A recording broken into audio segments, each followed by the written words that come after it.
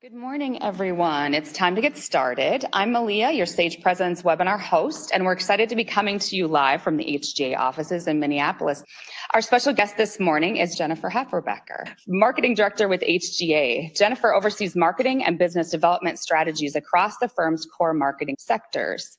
HGA is a national multidisciplinary design firm rooted in architecture and engineering. Founded in 1953, the firm has grown to 11 offices from coast to coast with more than 880 employees. Joining Jennifer today is Dean Hyers, founder of Sage Presence. Dean has spent a lifetime helping people find their presence under pressure as a coach, trainer, keynote speaker, and film director. Becky Lyons will be our facilitator today. She's a Sage Presence coach and the author of our recent paper, The Brains and Business of Brand Ambassadorship. And with that, we'll begin our conversation. Thanks, Malia. So, hello, everybody. Today, we're going to do this webinar kind of like a case study. We have Jennifer here with us from HGA and Dean with Sage Presence. And as we go through today, we're going to talk about HGA's experience with brand ambassadorship. To just jump right in, I'm going to ask Dean to define some terms for us because everybody's talking about brand ambassadorship right now, and I want to make sure we're all on the same page. Absolutely. So I have three terms, okay? Brand ambassadorship, and value proposition. All right, got it. So one of the most misunderstood terms really is brand. People confuse brand with like a logo, and a logo is a mark. It's a symbol of a brand, but we define brand as what the community thinks of you. So with HGA, the community's perception of what your offering is, what your value is, that's really what a brand is. Now, brand ambassadorship is where you pick up when a branding process is done. Website goes live, the logo's done, the print stuff is done, all the write-ups about how you talk about your firm are done. What then? So I found myself in a canoe once, and I was the only one paddling.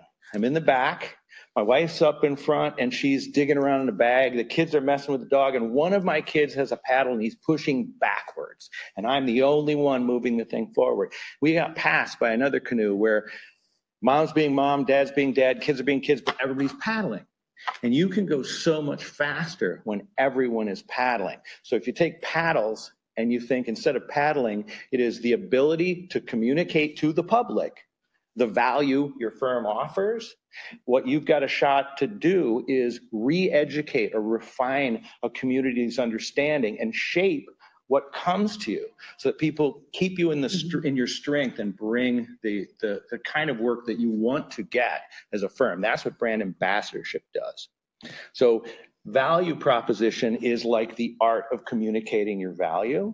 So a lot of people think of like the elevator speech. That's an example of a value proposition. So it's a tool, a technique, a process that people have to learn if you want all, in your case, 900 people. Right. 900 people paddling with an understanding of how to communicate your value.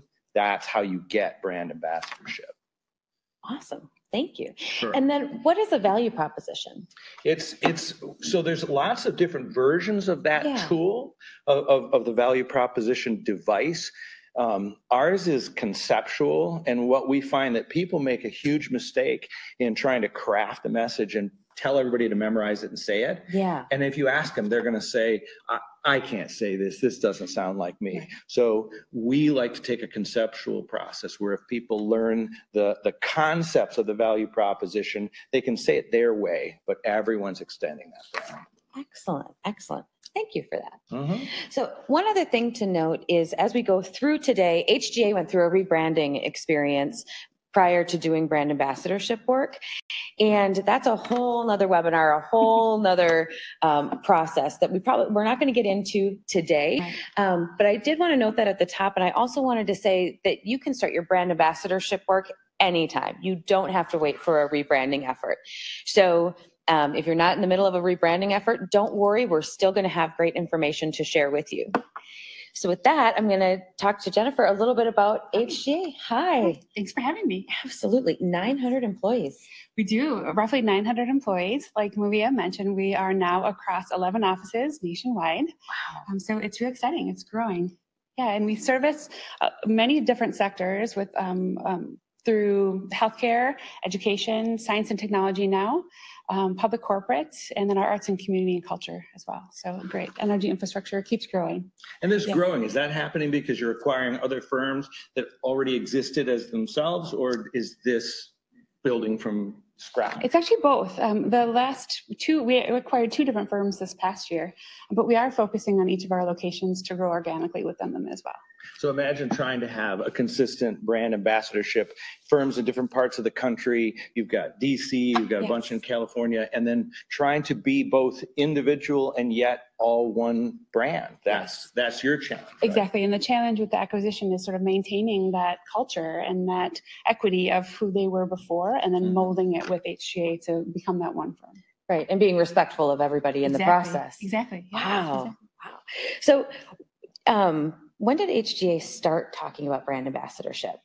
Well, Tim Carl became our CEO, and shortly after rewrote our strategic point of view, our strategic plan, and in that actually defined that he wanted to redefine the brand.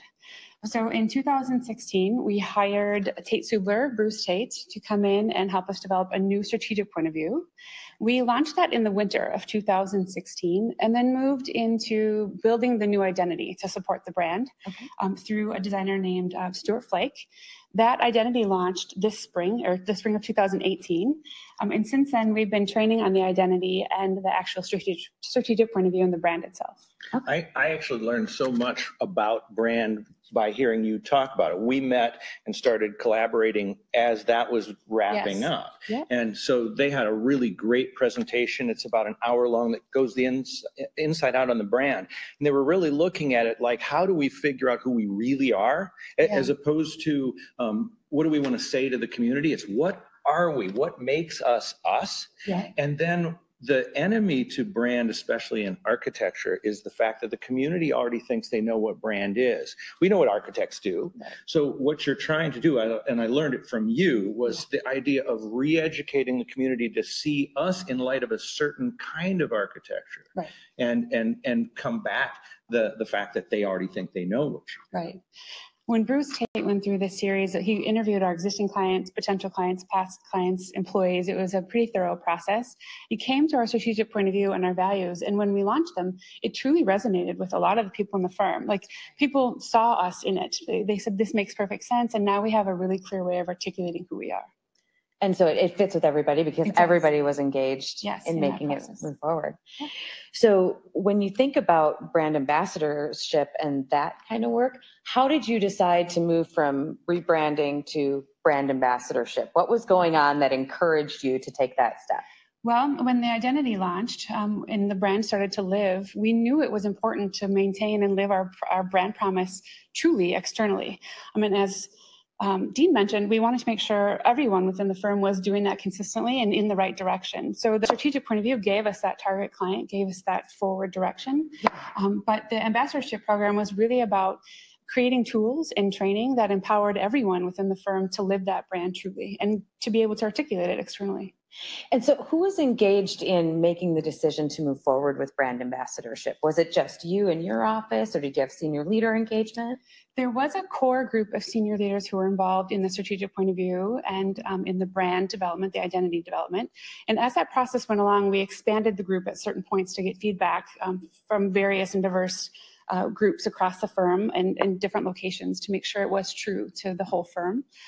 When we launched the brand, the director of communications and I clearly knew that we needed to be able to articulate and train people. And we've had the support of the firm doing that moving forward. Okay, fantastic. And so everybody is bought into this idea of wanting to be able to speak to the brand. Yes, people are really excited after we launched it to be able to use it and say it and live it. So it's been great. It's been a great experience. Now, as we came in, there was one thing that we found that we expected and one that we didn't. There's, when you just think of how many extroverts you have and how many introverts you have and how many people who are really technical and how many are more likely to go to a networking function and build relationships, you have a lot of different people who could paddle or not paddle at different levels, how comfortable they were stepping out and networking and even communicating or even knowing what you expected of them. So one of the things we expected is a differing level of skills in the ability to step up and a lot of confusion around what was expected of them. So that's what we expected to find. What we found that we didn't expect is how on board people were. Mm-hmm. And the best example is the engineering department. So engineers typically aren't your brand ambassador types. So we expect resistance. And everybody shows up to these things wide-eyed and ready to go. Yeah. And so really it was different brand of engineers, and compared to other engineering firms who have said to us, we're not going to waste our time trying to work with our engineers. They're never going to get this stuff. HGA didn't say that. HGA said, oh yeah, we're all on board. And so you somehow did a really amazing job of having people feel ready to take it on, yeah. which mm-hmm. is different from making people do it. So your group was easy to work with. They're easy to help. We found the right pace to sort of integrate it within the firm itself. Our engineers are great, and I would credit that behavior and that attitude to the leaders. It was really our national engineering department leaders that came to communications and marketing to say, we want to do some training for engagement and value proposition, and they knew of Sage Presence.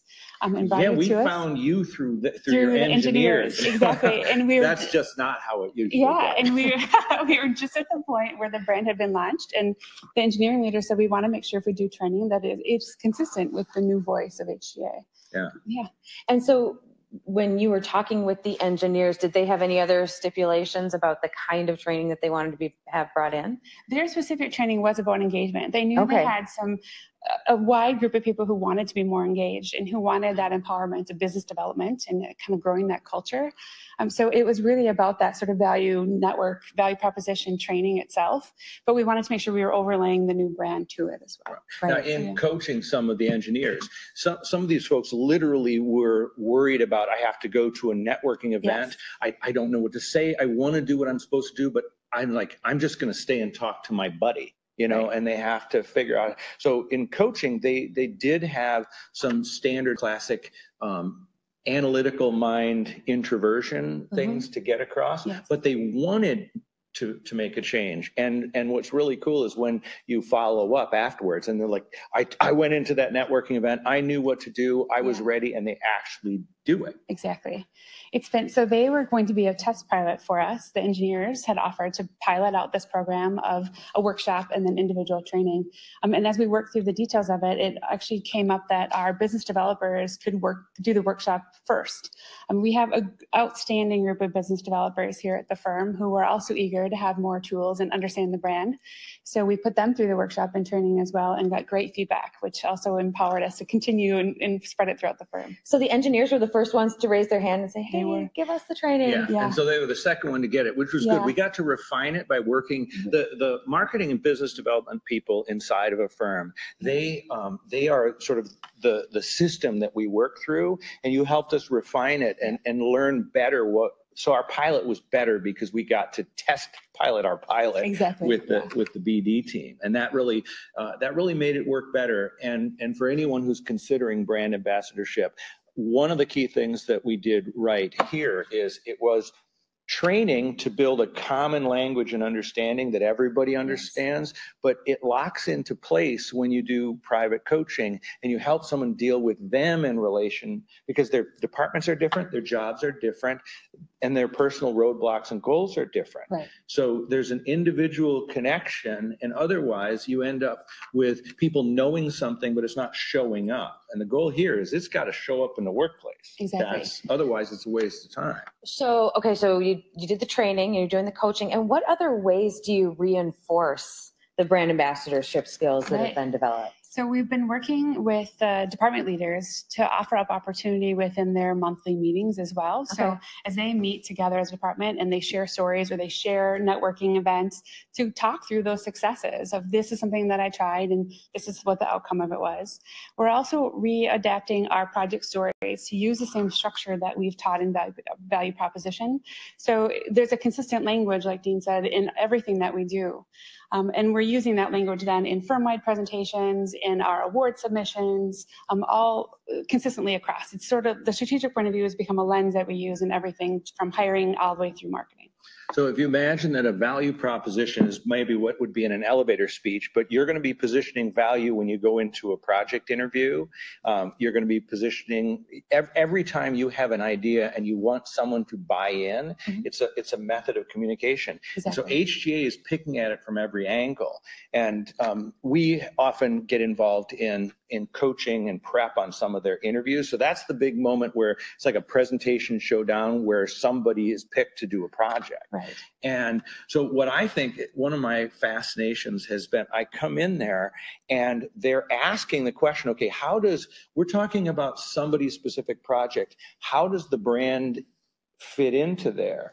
And so I've had kind of the honor of being one of the people who polices your brand. Yes. And it says, okay, so here's how this brand concept fits into the message you're going to be giving that client, because that sort of crucible moment, that super pressure focus of the interview that determines whether you get a project or not, that's a great chance to reinforce a brand.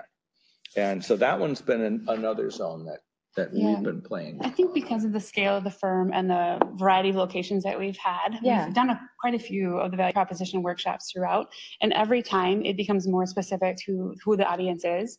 Okay. And every time Sage Presence is stronger in understanding who our brand is and bringing that back to all of the examples and to the coaching that they're giving each person.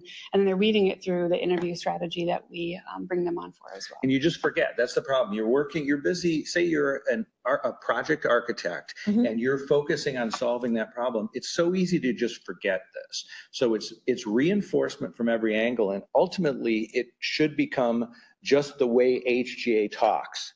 This is how we talk. It's integrated when we have a meeting. It's integrated in the way we are. Right. And that's when you really get to that point where all nearly 1,000 people are paddling. Almost, yeah. Yeah, and I'd say, I don't know where you think we are, but it feels to me like we're somewhere past halfway. We're probably about past halfway. So I think the one thing I'll add to that as well is we did not develop a script for our value proposition. We developed a structure that we wanted to offer as a tool for people to build it, whether they were doing a value proposition of who they are as an individual, a department, a service, or the firm as a whole. And that is a little bit more of a challenge than just writing the script itself.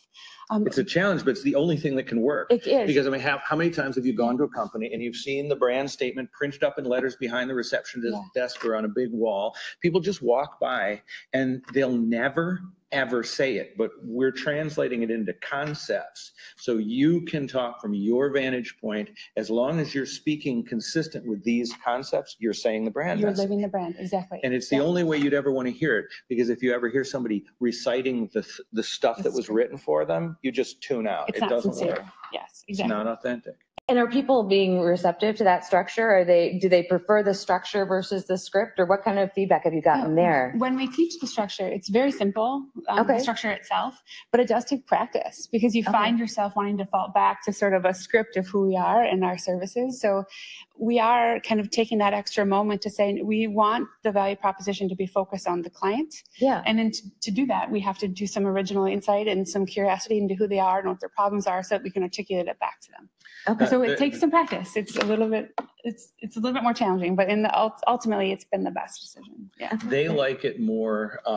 Everyone dislikes memorizing and reciting. It doesn't feel natural. Yes. But HGA had one interesting challenge in the experience that I really enjoyed, which was they had this concept that was a little hard to get your head around. And so part of it has been really, really getting what it means. But the essence of HGA is the magic. It's on the client side. It's going in and understanding them so well to create something original that truly expresses them instead of us. And some architects bring their look to you. What you end up with needs to be so original. And it's all about understanding to dig up this insight, this thing that's original. So the term is original insight.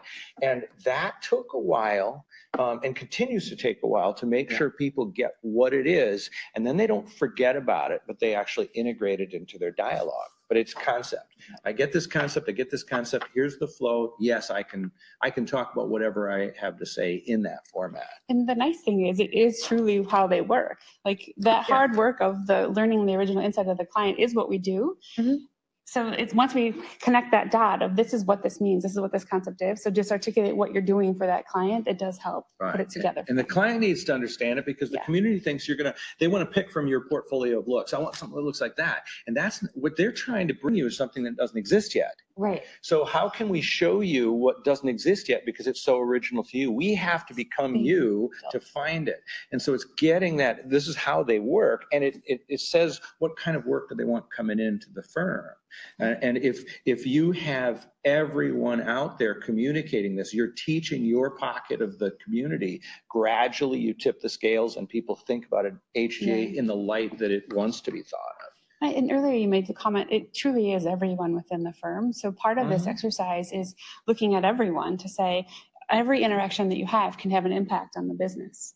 I mean, truly living that brand is extremely important for that reason. And how special you feel if you're working in a firm that actually is going to bother to care about what you say, as opposed to say, well, you're not important enough to waste time. They thought, how about everybody's important enough?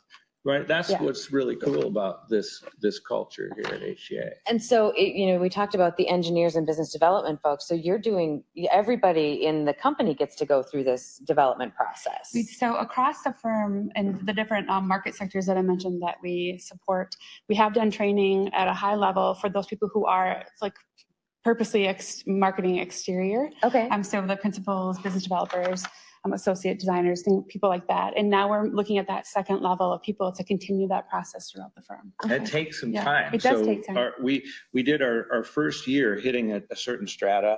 And so then we had to come up with, as a team, a plan to look at another year. How do we get to all the places we need to lock in that consistency? Because what's always the risk is at a point it just becomes information in your head and it no longer is showing up. So we're figuring out what the time release and the rollout is to hit all of the tiers and all of the people in a way that's efficient, that's doable. We knew it wasn't feasible to bring all nearly 900 people together at once for a training, and we thought breaking it into different groups would be more intimate and more one-on-one, so that we really know people understand it and can ask questions and hear within their small groups ways other people are applying it, but not at the scale of 900 people. And so I know Sage came in to do the leadership level training. And so are they doing more of a train the trainer now for that second level, or are Sage still? We still are working through the next phase, and we still having Sage presidents involved in some of the workshops. Okay. There are key people, myself, the director of communications, who've been through it enough, who have started doing that internally, more casually, not in formal workshop settings. But the goal is that we will have that in-house long-term. So you got to look for the people that click with it. Some people naturally groove to the system and they get it, and then they become the role models and teachers. But ultimately, it's turning over the keys and saying, okay, you've got this thing now, and maintaining it. And, you'll know when you need us again, but the goal is that they can maintain it, and that it won't go away. So as through the year, as we've worked through the value proposition series across the firm, we've also incorporated other workshops with certain groups, again, sort of testing out pilot of different focuses. Okay. I mean, that's also helping reinforce the brand that here's another way we're going to apply it in this type of work. And through the interview coaching as well, we've developed a nice series. And then I've started coaching the coaches through the business developers of how to use that process. Nice. It's really cool when you start to show up and you see, oh, they're already up to speed. They didn't forget. It's showing up on its own. Then it makes the job of us or whoever it is that's sort of supervising that process or facilitating, it's that much easier when they show up already in the mindset. And then you keep finding pocket. Okay, so we haven't gotten here yet. Okay, they have to learn it. But it's a process. We also have a very collaborative culture. So as things happen where we have a workshop happening or a value proposition training or an interview strategy, the groups naturally talk to each other. So we do get a lot of lessons learned from each other. Say, did this work? How did it go? And then that helps spread the word and sort of the buy-in that this is something that's worth doing and going through and using every day. And so I know that we do have some folks who are from non-AEC organizations on the webinar. And so I just wanted to address the concept of an interview. An interview is a presentation that architectural, engineering, and construction firms go through when they are working on the process of trying to gain a new client. Yeah, exactly. We have to interview to win the work. It's a presentation and Q&A showdown. And so, 20 people apply, 3 firms are shortlisted. Now hopefully. Impress us, right? Impress us. And then at a point, they look at the proposal, they process what they've just seen, and there's just a team that stands out above the others. That is a hard egg to crack. And so that's what interviews are. But they're high pressure. And if your goal is to articulate and capture your brand in front of people in that kind of pressure, that's a challenge. Right. And so the reason why I bring that up is we've been talking a lot about using the brand in interviews. And so I was trying to think about some other ways that you can use that brand ambassadorship in other places where you see your folks are going out there and living the brand. It's through all of the marketing collateral and engagement pieces that we do, and we're using the story structure to tell our project stories. It is used inside, like I said, award submissions when we're telling the story of a project through the lens of the client. We use it for speaking abstracts. It literally is that lens for everything that we do for engagement. Wow. Yeah. And without a system, everyone sort of is going to paddle from their own point of view on the boat. They're going to think about it differently. And then you discover you're paddling this way, she's paddling that way. And so you start to align the system. And like a typical expression of this is people don't know how necessarily to tell a story from the point of view of the client. As you said, the lens of the client. You end up talking about your firm instead. So the method allows you to talk about what you do through the point of view of your client. And it's always them first, which is consistent with the brand. Right. So you got to look at it from lots of angles. And it'll come through with how you talk to somebody, even at your own parties, right? You go and you have a bunch of guests over. People want to know what you do. And you can just say, oh, well, architecture firm.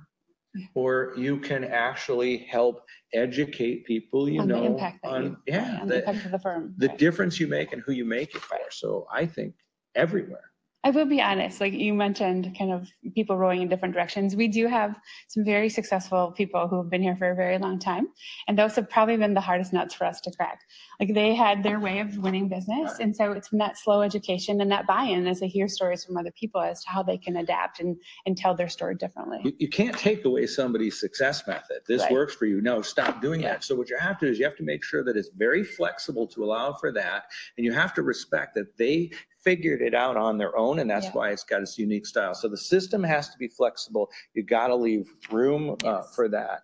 But gradually you can help them make the connection to the rest of the process. Because if the leadership, who it often is, if they can't model it, how do they expect the people who look up to them are going to try to do what they're doing. So you do have to win over the upper tier to model the process. So there's an art form connecting the dots between how we want people to do it and how you do it so that you don't have to give up your edge.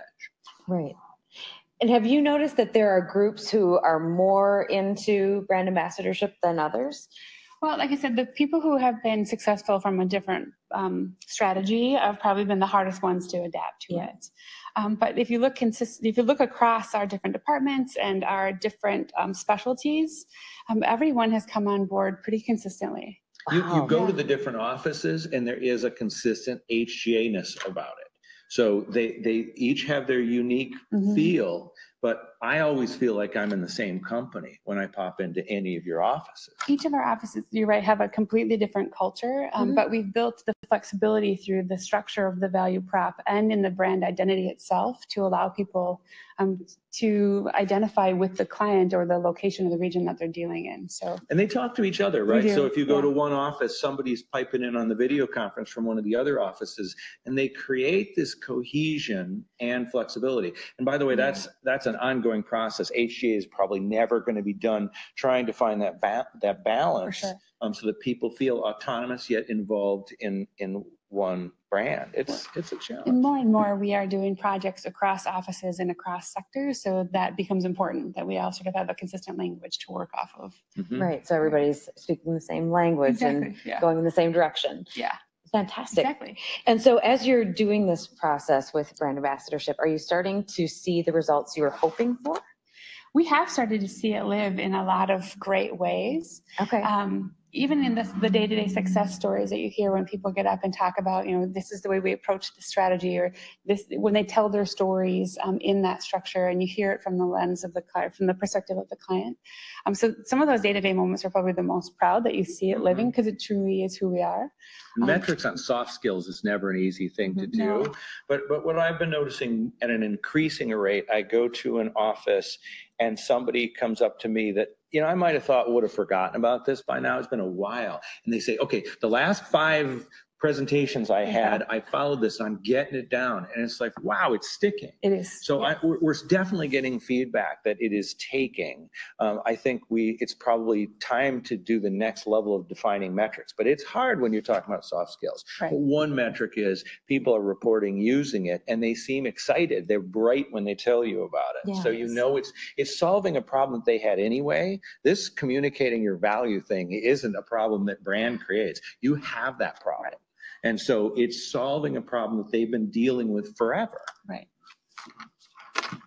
And so when we think about achieving the goals and things that you've talked about and working towards those, what are some different things that you've put in place to support those goals of everybody understanding the brand? That's a tough question. Okay. So the goal as we went through this was to truly create tools and the training to empower people to live this culture. We have a variety of tools, including the workshops that we do through Sage Presence. We have style guides, writing style guides, the identity, in the accountability even with ourselves to make sure that we are living it.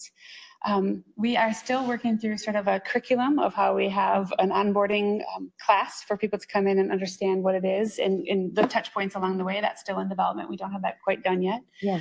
And now that the identity's been a year, I think we're at that point this spring where we can actually look at how to measure out how the impact that it's had this past year. Excellent. And I think that the thing to focus on is going to be, how do we make sure it's visibly being modeled? So I walk in on a Tuesday, I've got all this stuff to worry about. I see, oh, yep, there it is. Okay, I got to keep that. It's spinning it up. And so we tend to look to see if it's modeled. And if somebody up here says, this is the training we're doing, but they're not doing it, it just sort of fades away. So it's really, I think now it's an openly visible role modeling that's going to be one of the focuses that has to be paid attention to.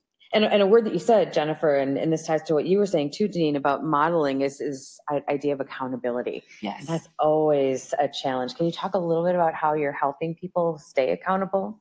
Well, like I mentioned, we have a very collaborative culture, and sincerely people here want to help each other to make the best outcome that they can have. Okay. So it's actually a natural place for us to be, where if someone's presenting or working on a presentation or building something, you get input from a lot of other people.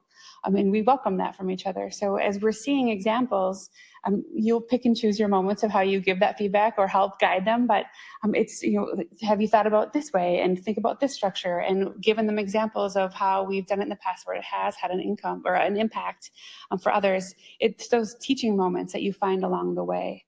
Sometimes they're very overt, like, okay, that's not on brand, we need to change that. And sometimes they're much softer of, here are some things we can think about and change moving forward. And you're finding the leaders and people even who aren't in formal leadership roles are doing that, or being open about. We have more people than others maybe who are doing them right now. I mean, that's like great. I said, it's part of that learning process, and people feeling empowered and comfortable with it, and that we can try to keep others accountable to it. So we have some that are stronger than others, but it is growing.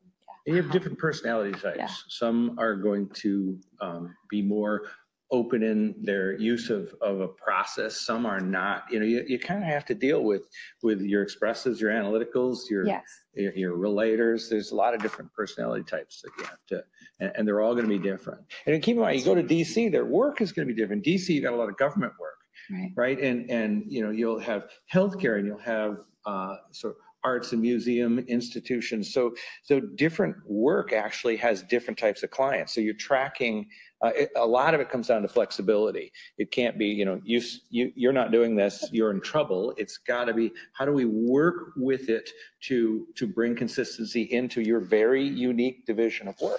The other interesting thing that we have been trying to coach and train through is the marketing and communication staff kind of managing up. Okay. They live in the brand, especially in the identity. They live in it every day. So they clearly understand what the guidelines are and sort of the structure to our stories and our value proposition. So they're sort of the front lines of always sort of kind of challenging and testing a little bit of, okay, can we adapt this? And okay, this isn't quite on brand. Yeah. So teaching them and empowering them to sort of manage up has been good as well.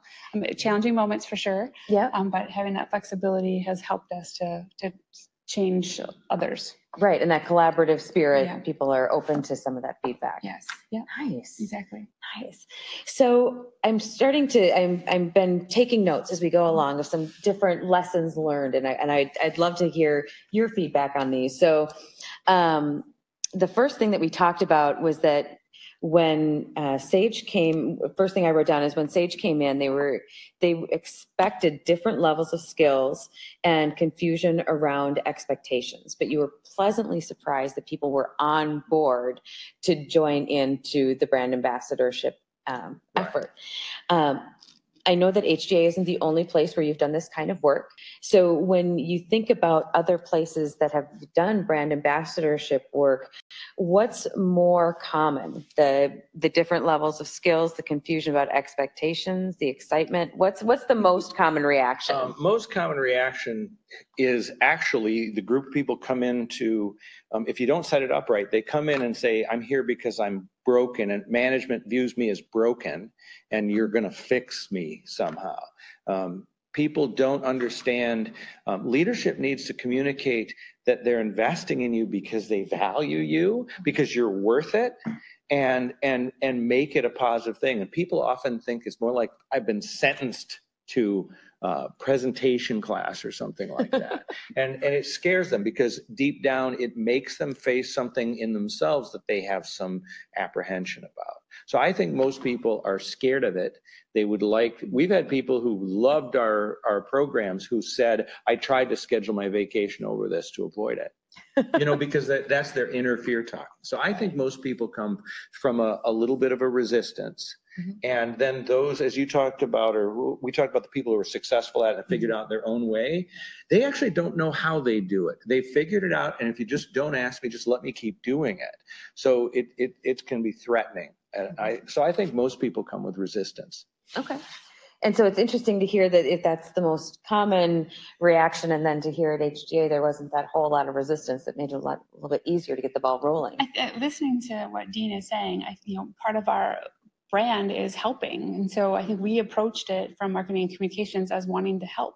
And so communicating in that way, and communicating as an opportunity for people, I think was part of the buy-in. Whatever it was, they did it because it was way in place when we got there. That sort of that attitude was already there. Just like there's a certain amount of ego you need to have to be a professional. They had their egos in check and they're really open. I don't know how you did it. Might be how you hire people, but it was in place. It just was there. People. But that's also the other thing I would mention.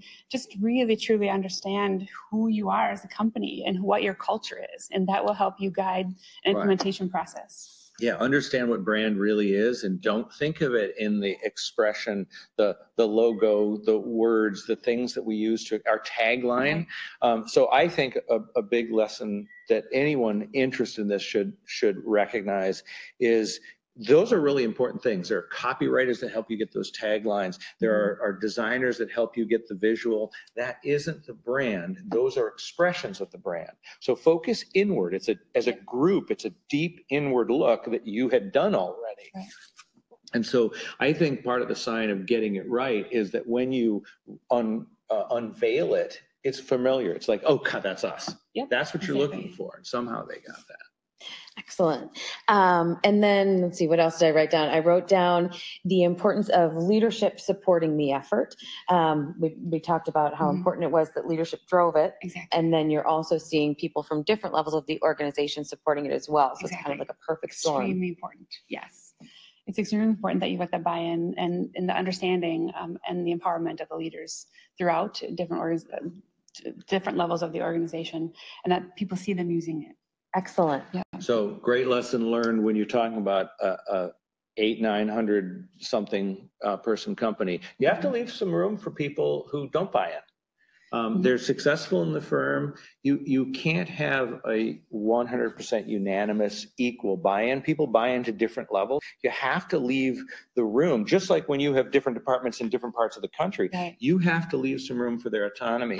So it's always a delicate dance to go in and train a common language and consistency while leaving that room, but you have to accept that you won't have unanimous buy-in on any process, but I bet the percentage you probably need somewhere between 40 and 60% buy-in, and you probably need a similar percentage of overall participation. If you get 30, 40, 50% of the people participating, it's now going to start seeping into the DNA of the culture.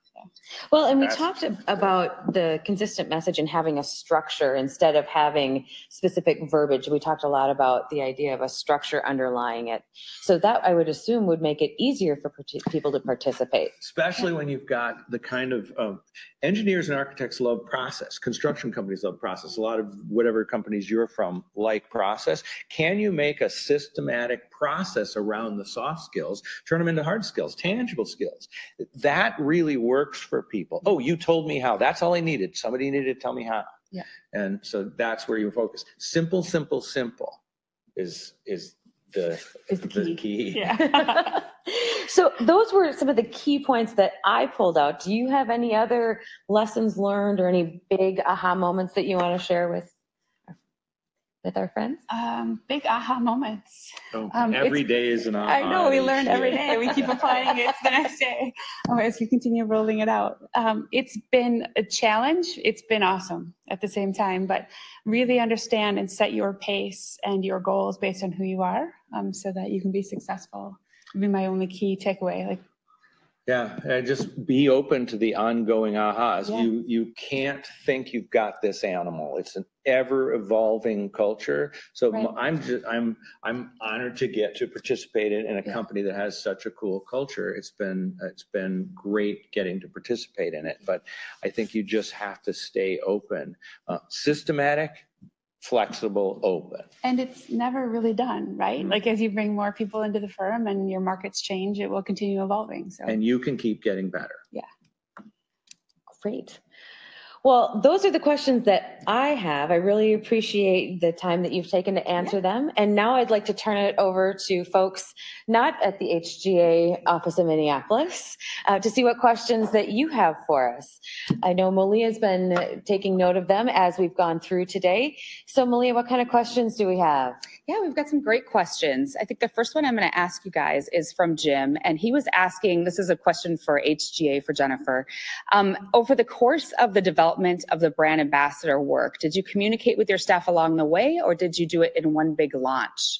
So as you're getting started, I think is what he's talking about. So the launch of the strategic point of view was one big announcement. As Dean said, our strategist came and presented his findings and the process he'd gone through to develop that. We also launched the identity in one big announcement to the entire firm, but the actual ambassadorship and the training along the way has been phased out. People know that it's there. They understand the guidelines of the writing structure. They understand the guidelines of the value proposition, but the training itself has been rolled out and been much more individualized. Did the people know the brand was coming? It came out in one big announcement, but were they aware that this is going on? Yes, there's even the development of the strategic point of view was in communication, and then as we developed the identity, we were keeping people up to date with when it was going to be launched and what was happening. And you were talking to a lot of people, right? It wasn't just a lot of people involved. A small group. Yeah, like I mentioned, we would expand out the committee of the identity and the strategy at key points and then bring it back. So people knew how things were moving along the path. I'd like to add, as far as the phasing of the ambassadorship side, I like a slower, longer rollout because it's not like information to know, it's behavior to take on. So a longer window of influence actually, they know you're coming back. They know it's going to come up again and again and again. So the slower time release actually increases the success. And you could actually teach and train all the stuff right up front very quickly, but it's more likely to dissipate and be gone, and then new people come in and it's like you never came. So I think it's a slower, and everyone's aware that it's happening. The other thing, we capitalized, all of our market sectors have structured meetings in the fall and then in January. So we were capitalizing on a cadence of meetings that we already knew existed, where we had those leaders pulled together. So that was also part of the plan to roll it out. So there were announcements, there was training, there was coaching, and then there's consistent reinforcement with that brand identity as you go. Yeah. Exactly. Wow. Yeah. Great. So I've got another question for you from Amanda. She's asking, what are the different types of focus training that you gave to each specific group? So did you use different kinds of trainings for different groups of people within the HGA organization? I think we've been more consistent. That's good. We have been consistent. I like the idea of consistency, and the places that I tend to focus is, if you think about where ambassadorship comes into play, you've got to be able to network. You've got to be able to do an elevator speech. You have to be able to do a presentation. So presentation skills come in. You have to be able to, it comes into Q&A skills. You have to be able to facilitate. So those are sort of the zones of the trainings, not all of which have been done yet. Value propositioning is a main focus, and that's a start. Learning how to, what the system is, but also what's HGA's value proposition, so that you can do, you have a value proposition for yourself in your own job, and there's the firm, and there's the department. So it's, that's the place that I think is pretty important to start. Consistently we did a workshop with each of the groups to introduce the concept of value proposition and then the structure. Each of those workshops, as we did them, they evolved. And part of that workshop was also very specific to the group that we were meeting with, and any other additional like presentation or engagement training that they wanted to have at the time. And we wrapped brand into that as well. And then it was dependent on the group of whether or not we offered individual training after. Right. And so with some engineering groups, business developers, and with some others, we actually offered each participant then their own 1 or 2 hour training one-on-one with Sage Presence to hone in their own personal skills. And so that was with this first phase. And do you anticipate making any changes to the curriculum as you go into this next phase? Actually, so the engineer, going back to where we started, the engineers now have come back. We've done a second round of workshops with another group of their people, and we did something very similar. Okay. We, of course, have applied lessons learned throughout the year, but I think that structure works. I think it's helpful for them as participants to hear from their peers how people are applying that, and to have sort of smaller groups. I think the workshop structure for that has worked well, and we'll continue it. Fantastic. Yeah. Great. I've got another question here from Amy. She's wondering if this is something you could also do with an existing brand, because you guys did it during a branding process. Yes. Can you also do it with your existing brand? Yeah. Absolutely. There's nothing about the ambassadorship process. Like, we have no involvement in creating or modifying your brand. The brand existed. So ambassadorship is learning the art of articulating and then tackling one by one whatever zones of communication are difficult for people, so that it will now flow through. And I think it's completely consistent with an existing brand. In fact, you could, to a degree, you can do it even if you don't know what your brand is, because some, although that's not as good, but some pieces of it are, it's mobilizing people to become seller doers. And, oh, that's the word, we can't use that word. What do you say? Business developer doers, but to grab a paddle and start paddling while you're doing your work. There's a lot that applies to any company. Yeah, the word selling is hard. It puts pressure on a lot of people that they have to actually sell something in those few minutes where they're talking to a client. Right. So we try to approach it. When are you not selling? You're selling every time you say, you know what, hey, everybody, I think we should do it this way, whatever it is, in whatever meeting. And I sat down with a guy on an airplane when he was dressed really nice. And I thought, oh, this guy's probably in sales. And I said, yeah, so are you in sales? And he just looks over at me and says, we're all in sales, kid. And yeah, he was older than me. I was a little younger at the time. But the reality is, we're always selling. We just don't like that word. We don't like the word. Value propositioning, communicating value. I need to understand it. I need to articulate it. That is everywhere. And so if someone's thinking of doing this with their existing brand, they would start sort of where you were at when you started working with Sage Presence, right? Because you came in, you had the rebranding effort done, you had your strategic point of view, and then your identity was established. And so you had all of those pieces, and then Sage came in to do the brand, help work with the brand ambassadorship piece. The program. Actually, when we first started, we actually gave all that material to Sage Presence and said, here's the video of our strategist. Here are the guidelines for the new brand. Like, let's get you up and running fully in who we are so that you can help reinforce it in everything that you do. Make sure anybody that you're bringing in to help you is willing to grasp your brand. I mean, part of the thing that I noticed right away is winning over Jennifer and Erica and other people in the firm came down to showing them that I got their brand. And it takes a while because, you know, I start where the community starts. An architect's an architect. Oh, this is different. How is it different? You have to get that. And so I think it's important that anyone who touches the process is able to grasp and commit to extending that brand. Never forget Jennifer when you go to. That's true. I'll go back to Jennifer on that note. Okay. We have a question from Ashley, and she's wondering if you could go into a little more detail on how you rolled out your concept of your value proposition and brand. How did we roll out the concept of the value proposition and brand? This is probably that big presentation. We did. So that's a great, it seems like so long ago. I have to think back on what we did. So like I said, Bruce presented strategic point of view, and then through the year of the development of the identity, we were building out what it was going to look like. And then once it was actually shared, when we launched the identity, then we started talking through the training and development of how we were going to do it. We did set up one-on-one, we call them brand 101 meetings in every office as a way to just meet with them, articulate it, ask any questions. Did you go to them? We did. Erica, the director of communications, and I, and then we have a creative manager who helped develop the brand identity. She traveled with us to share some of the highlights of the brand guidelines themselves. And then we actually launched a new website at the time as well. So our digital manager traveled.